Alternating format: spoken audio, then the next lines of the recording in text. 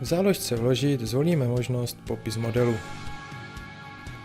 Jako zdroj vybereme celý model a vybereme pohled, do kterého chceme kódy vložit. Pro zarovnání kód použijeme příkaz automaticky uspořádat kódy.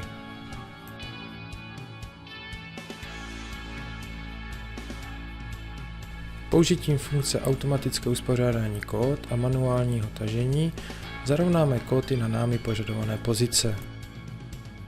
Automatické uspořádání zrychluje a zjednodušuje práci s kódami ve výkrse.